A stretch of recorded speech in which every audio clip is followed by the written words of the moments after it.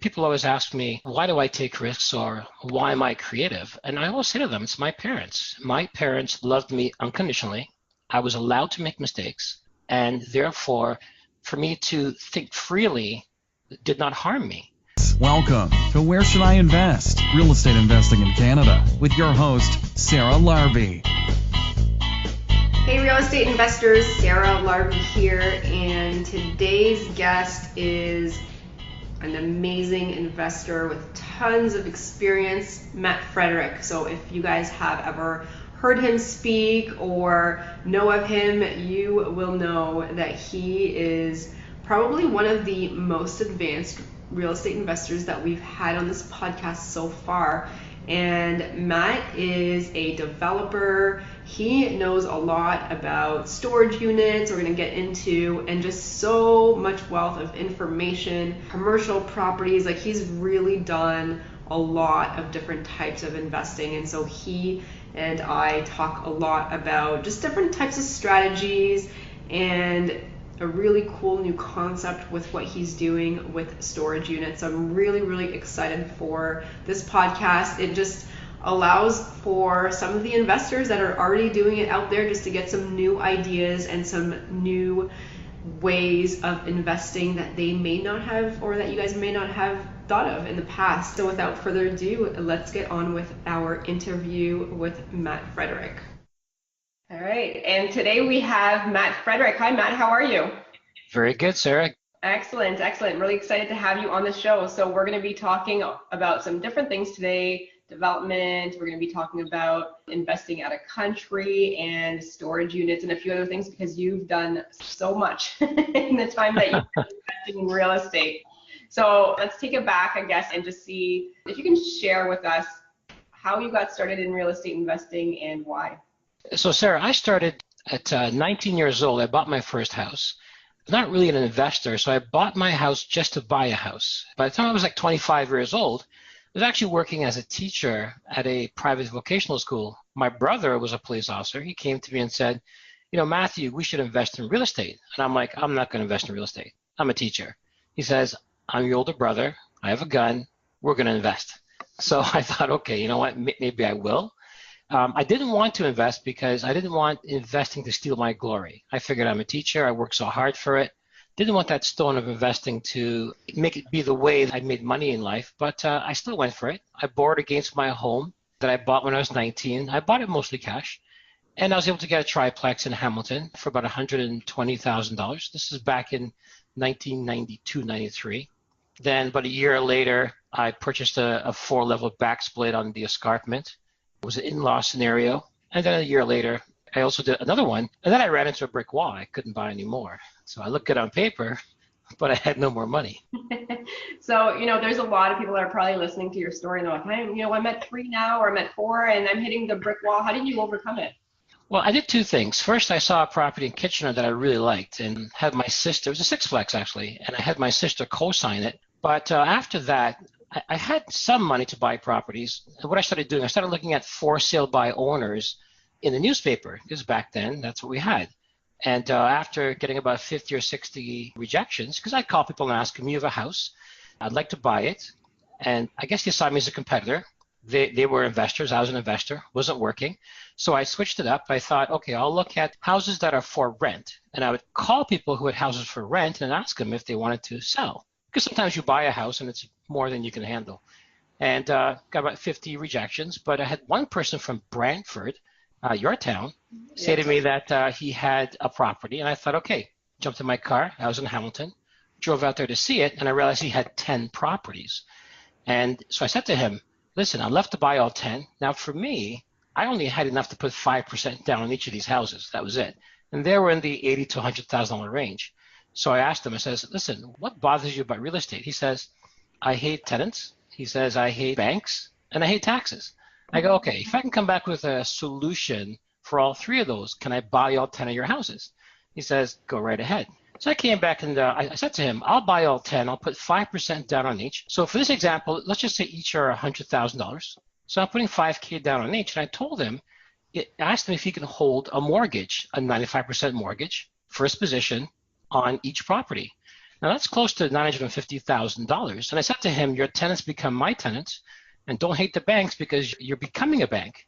Because back then in those days, when it came to interest rates in 1995 was about 7%. In 96 was about 4%. So I said to him, I'll pay you 6.5%, which is about 2% higher than the going interest rate, for him to hold a mortgage for 5 years. And he said, you know what, I'll hold a mortgage for 5 years. And I also said to him, you're 60 years old. By the time you retire 5 years from now, I mean, right now you're in a 52% tax bracket, you'll be in a 23% tax bracket. So if you receive the bulk of your money from that VTB, because you can carry it for 5 years without paying capital gains, at least when you retire and you're in a lower tax bracket, you'll get the bulk of the money, and that will save you a lot on taxes. So I said, number one, your tenants become mine. Number two, you're the bank, so don't hate the bank. You're getting 6.5%. Even if you were to invest it in a GIC back then, you'd get about 5.5%. So 6.5% is still really good. And I said to him, you know, if you can obviously let me pay you back in 5 years, you save on your taxes. If I don't make a payment, you're in first position. You can put the property for power of sale within 35 days, and so you're safe. And you know what? He went for it. Wow. I picked up 10 properties.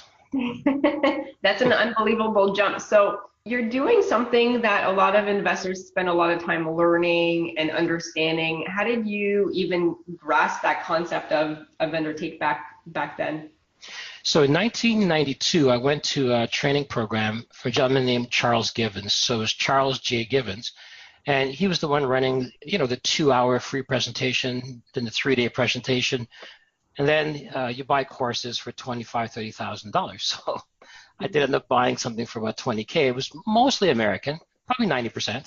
But some of the concepts like assignment of contract or, you know, wholesale buying or VTBs or lease option, sandwich lease option, option to purchase, a lot of these concepts were American. And what I did was I took them and I applied them in Canada. So much so, by 1998, I was actually a speaker for the new guru. His name was Russ Whitney. And of course, later on, the next guru was, I guess, Rich Dad, and on and on and on. So I picked it up for some US guys. Didn't work well, but I worked on it. I spent too much money not to work at it. I mean, that's great. It is sad sometimes to see people spending so much money and not taking action on things. So kudos to you. And you've really, really jumped. So can you just share a little bit of what your portfolio consists of today and the type of investing that you do? So when it comes to residential, I bought about 41 properties in total. So, you know, I've just mentioned to you the first 14, 15, but some of them were buy, fix, and sells. Now, I waited 5 years after the 10 properties that I picked up before I did anything else. And some people think 5 years is a long time, but, you know, I grew up in a time when things were slower. We didn't have to get properties 2 or 3 or 4 or 5 in such a quick space of time. And after 5 years, I sold half of them, and I had money to do buy, fix, and sells. So I started doing buy, fix, and sells. Oh, and by the way, after 5 years, he did not want me to pay him out. Oh, okay. Interesting. Because he liked the money coming in. He figured if I had paid him the money, if he'd have to give it to his sons and daughters, he would rather hold on to it for his grandkids. I'm not sure what his family dynamic was. So in the end, I was able to pretty much keep paying him. And I sold off some of the houses, and I started doing buy, fix, and sells with those. And then I moved to my first real commercial property, and it was in Burlington. They were asking $680,000. I put in $100,000, and I had them hold a mortgage for the $580,000. That property was my lessons. I learned a lot of lessons on that property. I made a lot of mistakes on it. I didn't know what a phase 1 environmental was. I bought the property. I didn't go to the bank. I thought I was incredible. Let's talk a little bit about that and just, you know, what you would do or what you would suggest that they do. Because phase 1, I mean, some people are probably wondering, what does that even mean, right? Yeah. So normally when you go to a bank and you ask them for financing for commercial property, they want to do an environmental. So you would pay roughly $2,000 and somebody would come in, like Peter McCallum is one company. They would come in and they would do a search 50 years back looking for any signs of any activity that could be environmentally unfriendly, like a gas station. They'll walk the land and they will see if they can spot anything that's problematic. And even if you had cans of paint down in your basement that were not open, that can fail a phase one environmental. I know it sounds kind of crazy, but the banks want to know that you don't have an environmental problem. I didn't go to the bank because I went to the seller and nobody asked. And my lawyer sort of mentioned it, but I didn't really want to hear it. So I went past it. And 7 years later, I had to spend about $280,000 to clean that property because there were gas stations there 50 years earlier. Wow. So it was a really big lesson. Absolutely. Now, just because you know so much about this stuff, what does a phase 2 and a phase 3 usually run, just so that people can have an idea of if you do have to go to that next step? Okay, so after your phase 1, if it's determined that you need a phase 2, that's really a follow-up investigation and a report on how to tackle the plan. It can cost about $19,000 to just put together the game plan, and that could include doing electrodynamic scan of your property for metals underground, and it puts together a plan for drilling. So they'll pick about 10 or 20 boreholes. You have to pay for that drill to show up. You have to pay for those core samples to be taken out. You have to pay for those core samples to be tested. And then when they're tested, from there, they determine, okay, you know what, you do have hydrocarbons. And now we go to phase 3, which is the remediation. So a company like Vertex might come in and either inject, let's say, hydrocarbon-eating bacteria into the ground, and then you wait for a while, a month or so, to see if it's eaten the hydrocarbons, and then they test again. So the phase 2 would be 19,000. The phase 3, all the drilling would be about 10,000 to drill, 10,000 to test. On that property, I did 4 drills, 4 tests. So, we're looking at about $80,000 right there. Then, just really quickly, we found some gas tanks, underground storage tanks. So therefore, we had to bring somebody special in to actually drink out the existing chemical. Then a special company had to pick up that metal and then move it, and we had to pay to dump that. And then we had to bring special soils in to actually, refill. And of course, you test underneath the tank as well. So it's a very long process. And for me, it was about $280,000. It was a great education. I didn't enjoy it, but it's university, 101.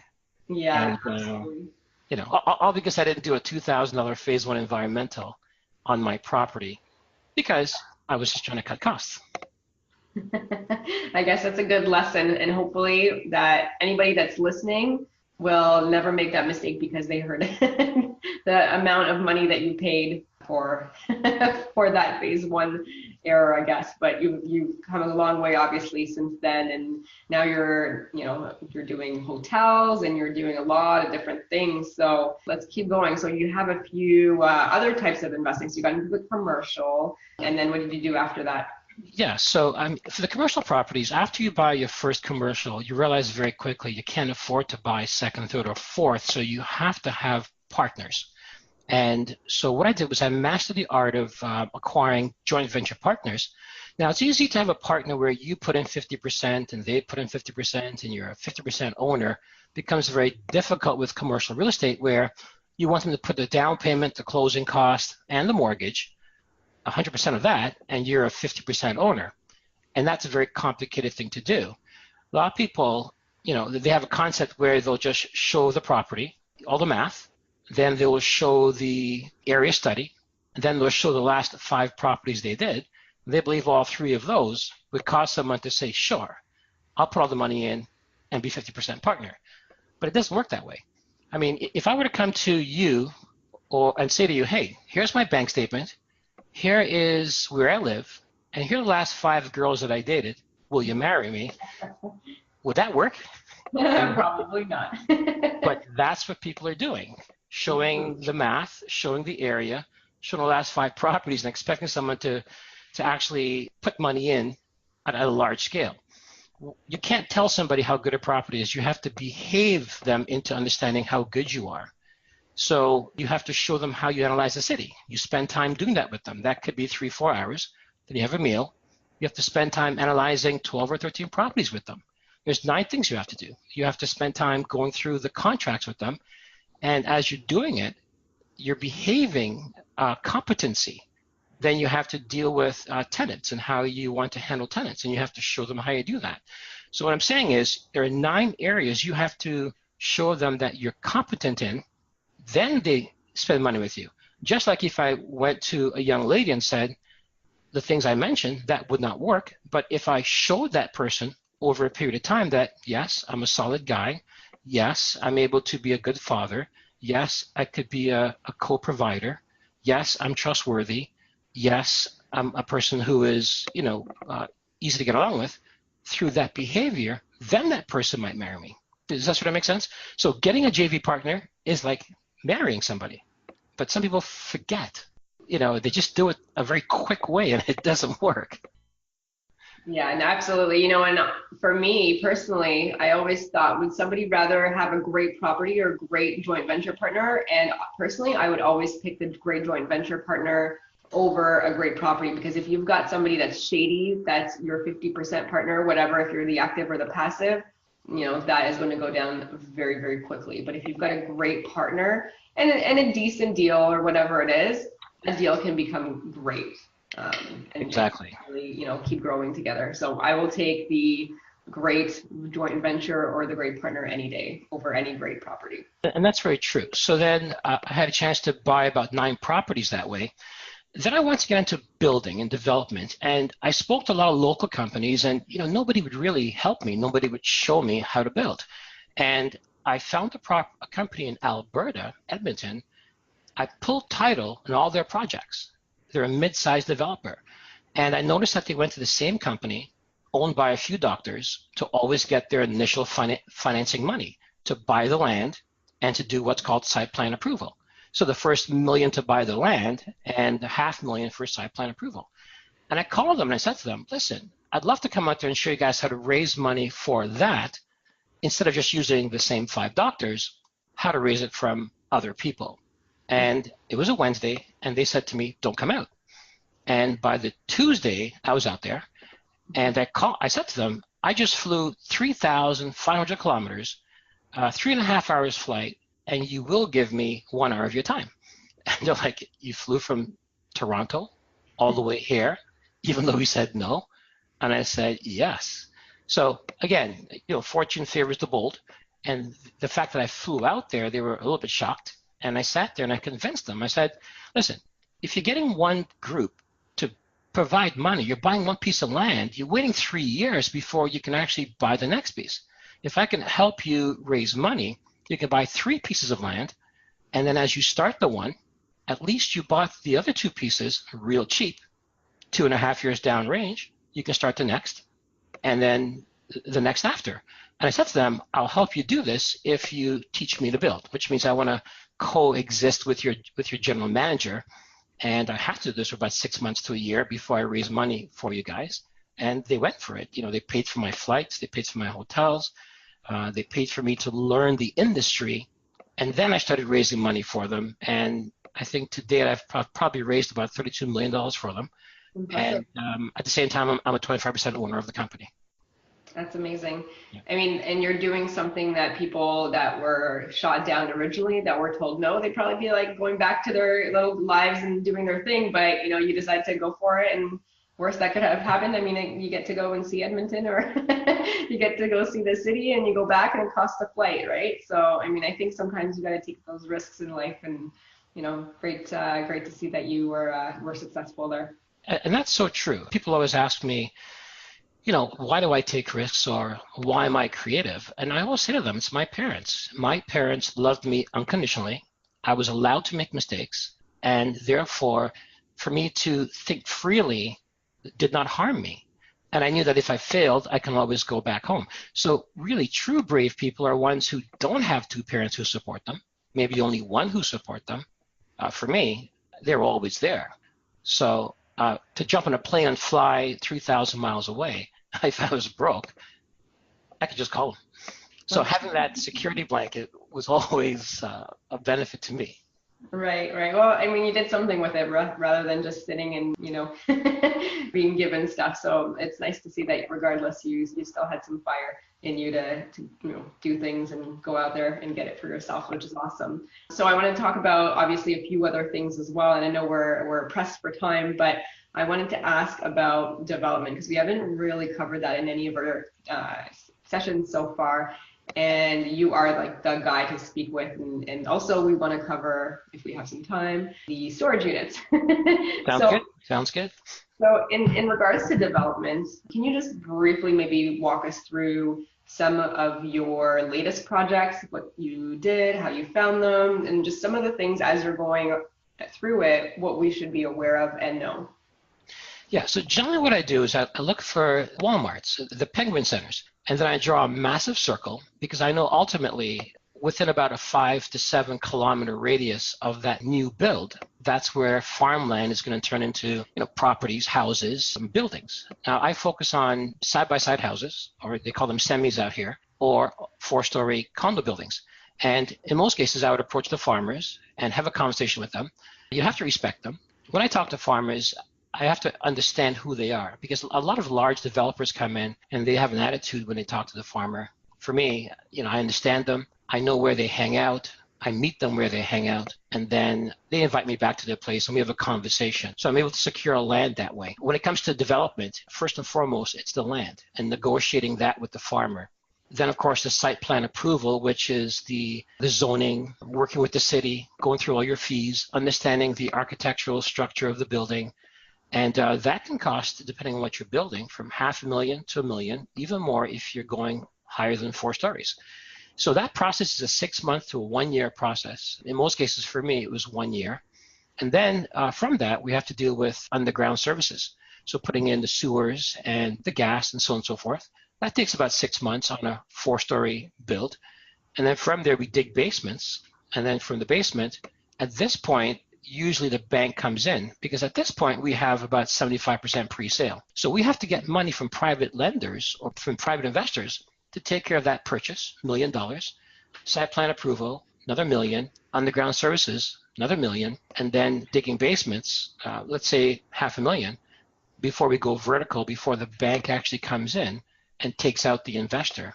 Mm-hmm. And then when the bank comes in, at every, let's say, waypoint we reach, the bank will then forward more money to us until it's completed. And I like 4 stories because it's an easy build. People get their money back within 3 years. And you can still build it with wood or concrete. Good choice. I like houses that are semis because you dig one basement, you make the same roof, the same outer shell, you drop a wall in between. Each unit can be sold for, let's say, $400,000, so that's $800,000. But the same large house on its own would be about $600,000. So I like side-by-sides. I like semis. That's amazing. So how long does the project take from the time that you secure the deal with the farmer to the time that it's complete? So a lot of it depends on how far out we are. So if we're a little bit far out, we have to secure that piece of land. I may not buy the land. I might do something called an option to purchase, where we agree upon a future price. We put a deposit in, and we, for instance, if it's a $1 million piece of land, I may put an option in there with a deposit of $25,000, and we agree upon buying the land at a future price. So if it's $1 million, we may agree to buy it for $1.3 million.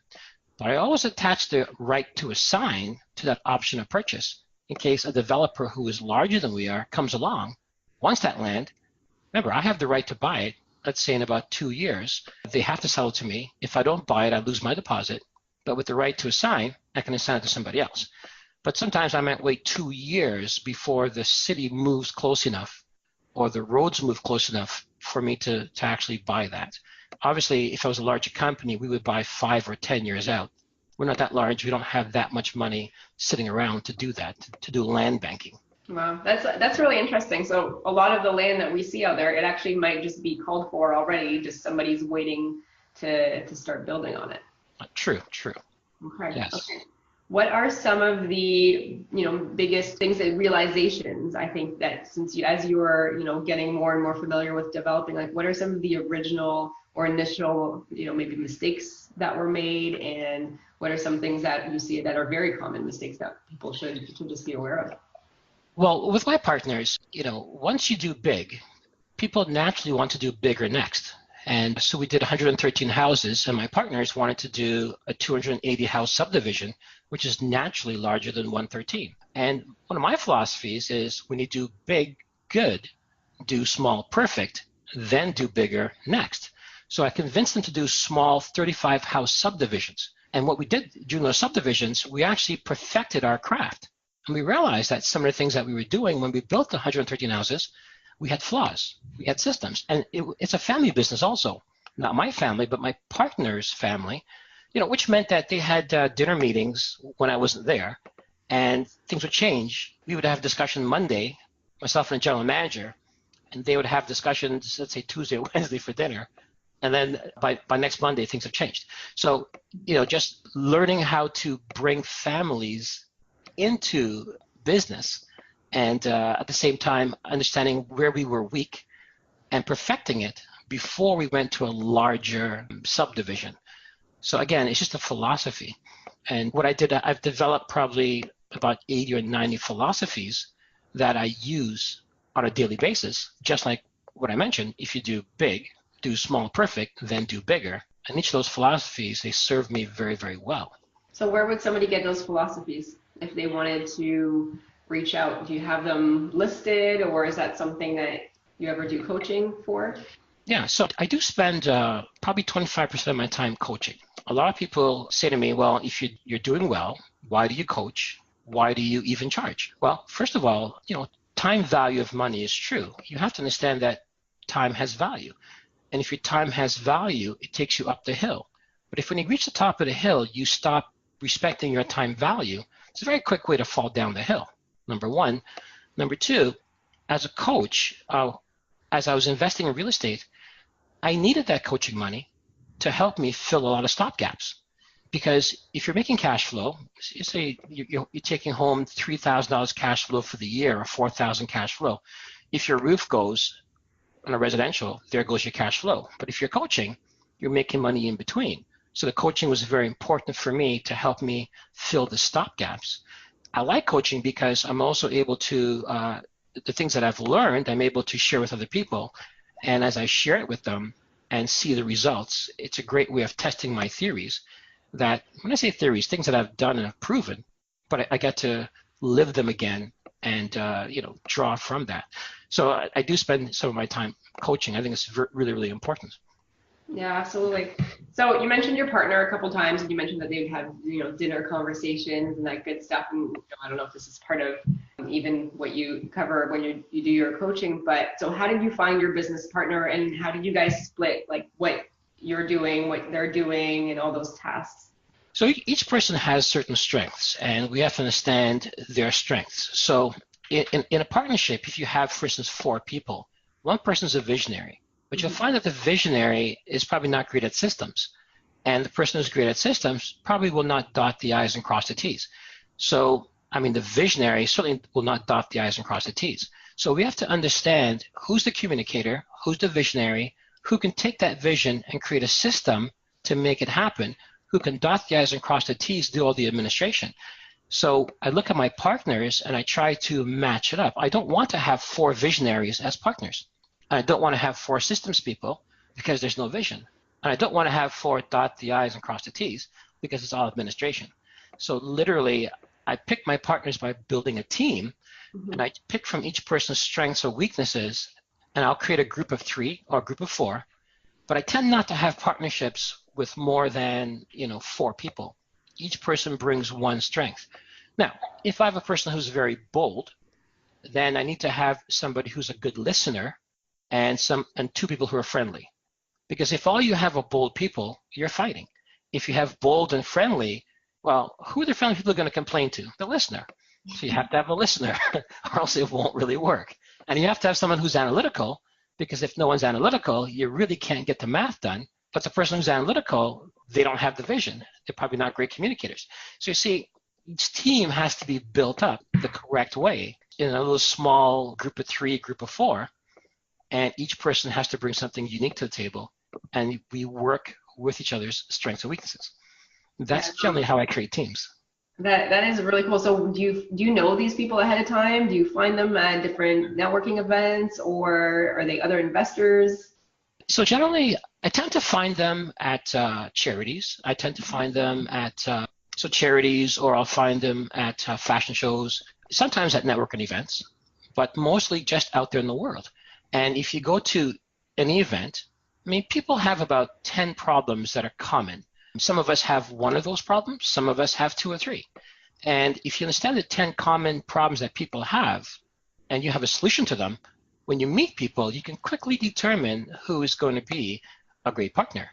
So an example of a common problem is somebody's hit the glass ceiling, or somebody, has a problem setting goals, or somebody is spinning their wheels in a job that's not their purpose, but more so their job, right?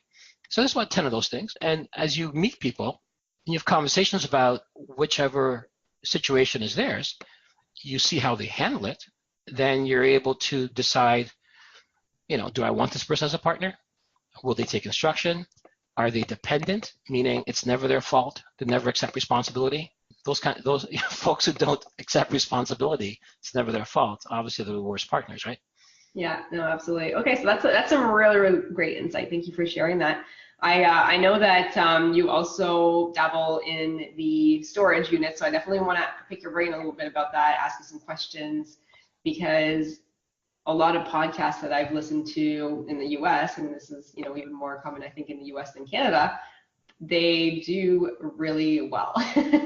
And I don't know many others, maybe a handful of them other than you and maybe 3 or 4 other people that have them here. So tell us the pros and cons, financing, everything that you can, I guess, in the next few minutes. Okay, yeah, sure. So I bought my first self-storage back in 2003, and I had 5 cottages up in the Minden area. I used to drop off canoes to the self-storage, but I used to bring the guy a coffee every time. And he was dying of cancer. I didn't know this. And he said to me he'd love for me to buy his self-storage property when he passes away. And I thought, wow, I really appreciate that. So I bought it. So when it comes to self-storage, the old type, pretty much 1 acre is about 43,560 square feet. You can put a 30 by 100 building, and a 30 by 100 means 3,000 square feet. You can put 5 of those on 1 acre because you have to have roughly 35% land coverage. You can't cover more land because trucks and cars have to move within those buildings. So a 3,000 square foot building has about 22 units. And those units could be mixed up into different combinations. It could be 10 by 15s, 2 10 by 20s, and some 10 by 30s, and so on and so forth. But the bottom line is the average would be about $250 per unit. Now keep in mind, you don't have fridges or stoves, you don't have washers or dryers, you don't have kids or pets, you don't have neighbors complaining. It's just a garage door, you open it up, people put things in, close it down. So at 22 units, at about $250 per unit, that's about $5,500 a month gross coming in for just one building. Times that by 5, that's $27,500 for the 5 buildings. Now, your cost is 36% to operate. So 27,500 minus 10,000 is about 17,500. Your mortgage is 25%, and that's about 4,500. So basically, $13,000 is your cash flow at 100% capacity. These things run at 90% capacity, so that's about $12,000 a month. So 12 times 12 is about $144,000 a year in cash flow, and someone can live on that just for having 1 acre with 5 3,000 square foot buildings on there that's 90% rented. So it's done the best for me. I mean, I have plazas, I have mixed use plazas, I have office buildings, I have commercial, I have multi-residential, all of these things, and I work hard for these things for my self-storage. Each person has to have insurance. And the biggest problem is sometimes someone comes looking for a moonshine still, and that's about it, or a Harley Davidson. So if somebody doesn't pay, are you able to change the locks right away? Yeah, so if someone doesn't pay, you can change the locks. And you see all these auction shows. It doesn't really work like that because when they don't pay, they leave junk, and I have to spend about $250 to get it removed. But just really quickly, so those 5 buildings, that's the old way of doing things. Then they've combined them to one large building, so you get more coverage, right? And then they go up 2 levels and 3 levels. So now you're using more of the land because that large building is about 55% coverage, floor 1, then you have floor 2 and floor 3. And then now you see some of the most beautiful buildings out there. And what I'm doing is now we'll be building those, but a portion of it will be like WeWorks, will be offices, cafeteria, a place to store your wine, extended closet, place to store your retail inventory, a place to conduct business, boardrooms, and so on and so forth. So it's a combination of self-storage and business. So where is that one going? Where is it going to be? So right now I'm looking at a piece of property between Bradford, which is just north of Vaughan, and I'm also looking in Scarborough. Scarborough has inexpensive land, and there are certain areas that are looking very good. So I'm right now negotiating a parcel of land. They're trying to charge me $1.7 million an acre. I want it to be $1 million an acre. So I'm working on that. And again, Bradford's a little small town. A lot of people haven't heard about it, but it's popping. Yeah. So, just before Bradford, I have another piece of land I'm looking to buy and then build. And I have one of the largest companies, Maple Rinders. They want to build it for us and partner with us. Wow. And so I look forward to doing that. So go ahead. I was going to say, so some people will buy an already pre-existing storage, building or whatever, but you think that is it better to build? I'll tell you why. The math that I just gave you for the existing self-storage, when I bought it, land was at a good price. Now land has doubled and tripled. So now it's harder to make money by buying an existing self-storage because the land price has gone up tremendously. So a $500,000 piece of land is now $1 million or $1.5 million. So it eats into your cash flow, number one. Number two, nobody wants to sell them. People don't sell these. And if there's someone selling it, it's because it's at 50% capacity. This person just doesn't know how to run it, or it's in the wrong location. But it's very hard to find these. If you can find one, then call me and I'll help you buy it, But like literally they're hard to find. So then, do you buy or do you build? So, today, to build the new ones, the fashionable ones, it's really good because cities don't like these. They hate them. They look like garage doors. So cities are not crazy about them. It's hard to get the zoning for it. So if you build the newer ones that look like the rest of the buildings in the area, and then the cities are more willing to accept a self-storage close to residential. Wow. And close to the highway. So there's, probably a million other questions I can ask you about this, but I know we don't have 2 hours, but if anybody, I'm sure, has some more questions, we'll put your information that we can reach out to you. But before we let you go, I have every single guest that comes, there's a lightning round after the main interview. And so basically it's a series of 5 questions. Everybody gets the same questions and then just answer whatever the first answer that comes to your mind. You ready? Sounds good. All right, so number 1, what is your favorite real estate investing book ever? So probably Cash Flow Quadrant from Robert Kiyosaki, because it discusses you want to work not in your business, but on the business. And that's why I've opened up lots of other businesses with my real estate proceeds to hire people and get paid. Great one. Great book. Number 2, what's your favorite podcast? Do you listen to podcasts? And if so, which one? Well, I like yours. Other than mine, do you listen to any, it could be real estate, it could be non-real estate, but whatever, I guess. So I do, but this is going to sound kind of weird, and I know it's a quick round, but I'm very careful about taking too much information in. Like some people, I call them bookaboos. They just read like 40 books a year.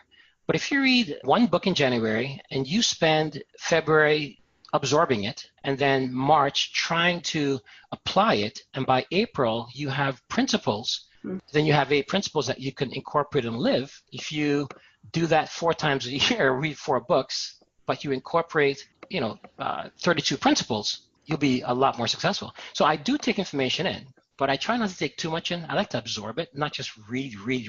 And when you ask somebody, what did you get from the book? Oh, it was a good book. Yeah, but what principles are you living? Did you get 8 principles from that book that you're living? No, but it was a good book. Well, success comes from living principles. Absolutely. That's probably the best piece of advice I've heard, maybe ever. Oh. So I'm like, I sometimes read a lot and I listen to a lot of podcasts, but you are where you are today because of the tactics and the measures and the ways that you do things. So definitely, I think that's an amazing tip. So thanks for sharing.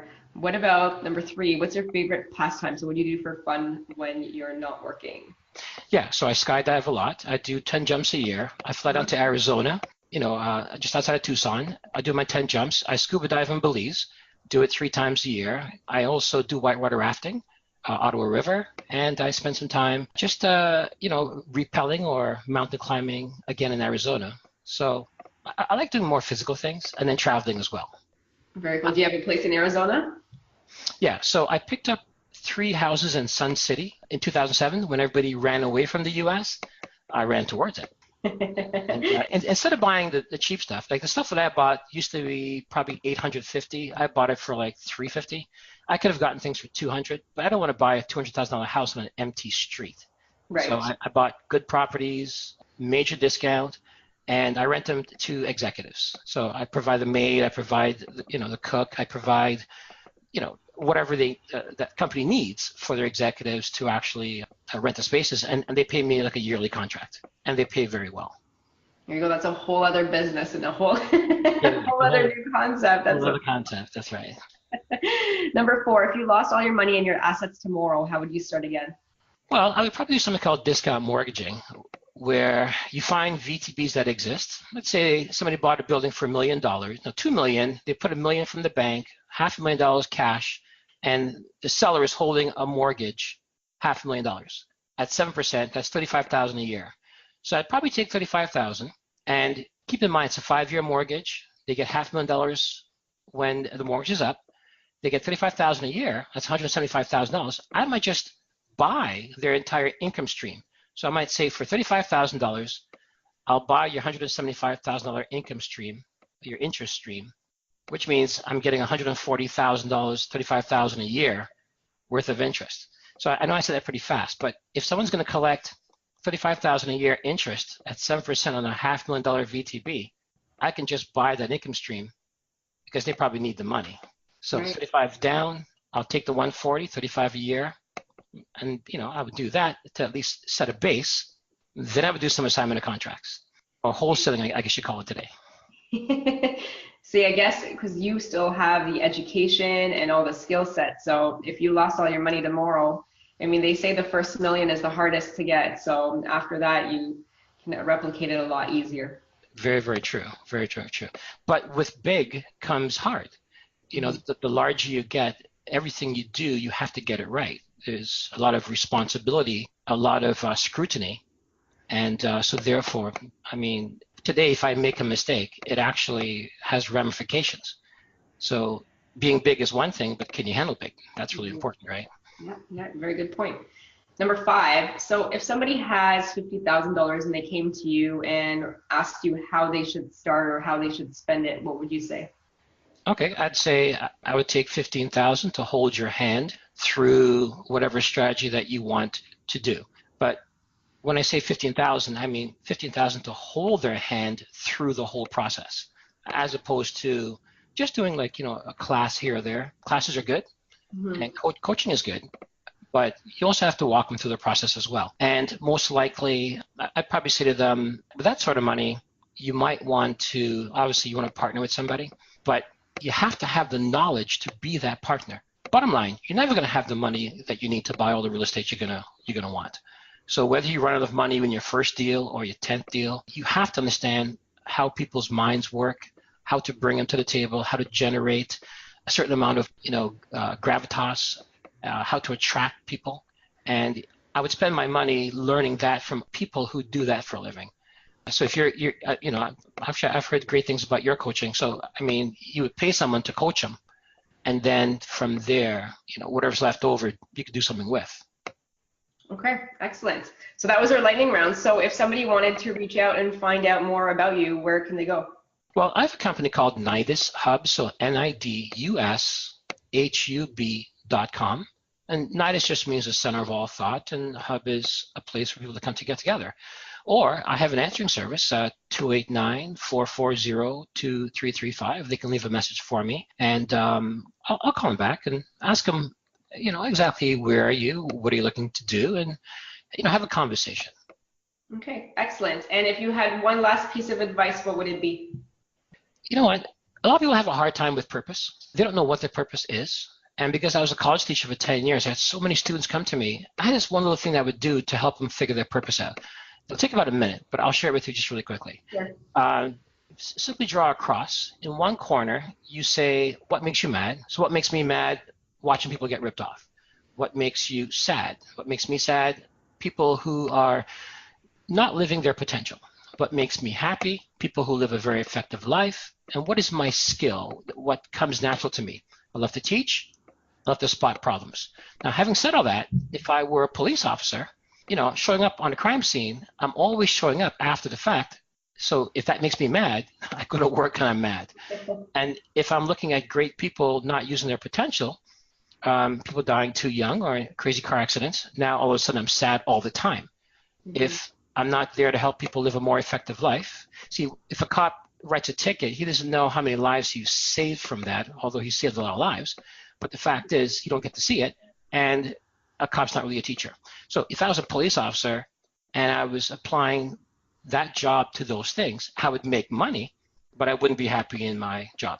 Why do I do real estate? I love it, but why do I mentor? I mentor and teach because, number one, I help people stop getting ripped off. Number two, I help people live a more effective life. Number three, I help people to, like be more efficient in what they do. And four, I teach them. So that's where your money is. Your money and wealth is at the intersection of all four of those. So I'll tell your listeners, answer those four questions: mad, sad, happy, and skill set, and then apply to everything out there. And through process of elimination, you will come to exactly what you should be doing in life, because there's a purpose. Everything has a purpose: eyes to see, ears to hear, stove to cook, plane to fly, and you to do whatever your purpose is. But you got to find it, and that's where your wealth is. And wealth is defined as what you love doing the most. I know it's a long answer, right? And there you have it, but it is a great answer. And so on that note, Matt, thank you very, very much for being on the show on Where Should I Invest. Thank you for sharing all your insights and your information. And you've got so many, great different experiences. So definitely a great wealth of knowledge. So thank you very much.